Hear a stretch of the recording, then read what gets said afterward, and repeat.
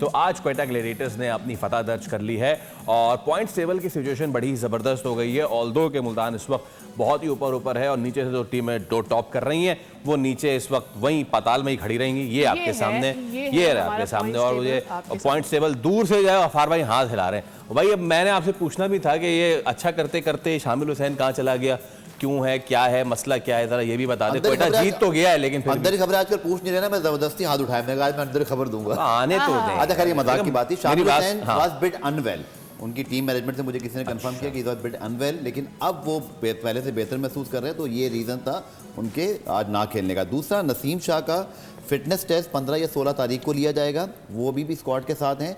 उनकी जगह मुबस्सिर खान तो ज़रूर आ गए हैं, but he is not yet entirely of the tournament. उनका एक फिटनेस टेस्ट लिया जाएगा, अगर वो उसमें क्लियर हो जाते हैं तो ही माइट बी। मैं आपसे यही सवाल, मुझे लग नहीं रहा कि रावलपिंडी को खिलाएगा। मैं आपसे यही सवाल पूछना चाह रहा था कि क्या उनको ऐसी इंजरी हुई है कि वो गैर मुय्यना मुद्दत के लिए बाहर हो गए? मुझे बड़ा अजीब सा वर्ड लगा, क्योंकि हेल्थ बुलेटिन हम 15 साल से मुझे सहाफत करते हुए हो गए, रीज़न लिखा होता है इतना रेस्ट है। तनवीर फास्ट बॉलर, इनको पता है कि आपको डॉक्टर एग्जैक्ट बता देता है आपको कितने दिनों का रेस्ट है, फिर रिहैब है। तो मुझे भी इसकी कुछ समझ नहीं आई, लेकिन जो खबर थी मैंने आपको दे दी कि वो टीम के साथ हैं, 15-16 का उनको टेस्ट होगा। बट जैसी इनकी टीम की हालत है, अगर ये मैचेस ना जीते तो मेरे ख्याल में नसीम शाह को चाहिए वो खुद कह दें कि भाई अब अगले साल ही देखेंगे। दूसरी चीज के साथ ज्यादा फरहान का इस confirm that he is going to be going on leave. उनको थोड़े दिन के लिए भेजा था, he will be joining in the next match, क्योंकि उनका गैप। तनवीर भाई आपको कुछ ऐड करना है? देखिए एक चीज़ जो एज अ फास्ट बॉलर जो मैंने कुछ चीज़ें मतलब अल्लाह का शुक्र है कभी इंजरी हुई नहीं मुझे अपने कैरियर में, लेकिन इंजरीज के बारे में कोई थोड़ी सी समझ है हमें भी।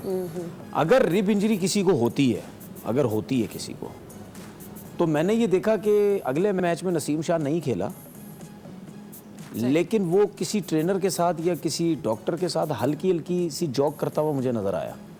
अच्छा, जो मुझे नज़र आया, मुझे नज़र आ रहा था। तो अगर किसी को रिब इंजरी होती है तो वो एक आध दिन बाद मुझे नहीं समझ आती वो कैसे हल्की हल्की जॉग भी करता है। What is rib injury Tanveer भाई? मतलब नहीं रिब इंजरी, लेकिन वो किस तरह से अफेक्ट करती है? रप्चर हो जाते हैं आपके, खिंचते हैं ना, खिंच जाते हैं बहुत ज्यादा। सही वो जो ठीक है ना, आप एक्स्ट्रा जोर लगाने जाते हैं ना तो स्ट्रेच होते हैं बहुत ज्यादा, ठीक है ना, तो उस पे वो फिर जो है वो इंजरी हो जाती है। तो मेरा सिर्फ कहने का मकसद ये है कि 1-2 दिन के बाद आप, मैं नहीं समझता कि आप जो है वो वहाँ पे थोड़ी सी आप जॉग भी करें, आप रेस्ट करें, ठीक है, आपने आइस लगानी है वो करें, आप जो अपने ट्रीटमेंट ले रहे हैं वो करें।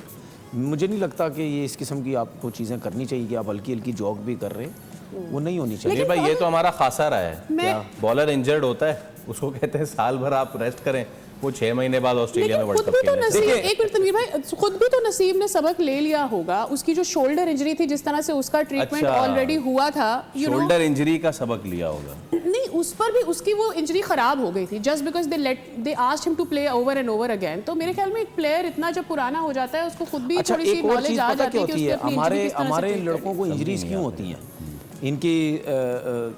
इनको इंजरीज क्यों होती है, इनके मसल्स पे लोड क्यों पड़ता है? जब लोड पड़ेगा जाहिर पता आपको इंजरीज तो होंगी, क्योंकि इन लोगों के एक्शंस ठीक नहीं है, इनके ऊपर काम ही नहीं किया जाता। अब नसीम शाह की जिस तरह मैंने उस दिन ही बात की थी, ठीक है, जब ये गैदर करते हैं और आप इनकी जो टांग देखो, जब ये लैंडिंग करते हैं तो क्रॉस पड़ती है। जब आप लेग्स आपकी क्रॉस ऐसे तो आप जो बैट्समैन आपने वहाँ पे बॉल करनी है, आपकी टांगें तो इधर जा रही है।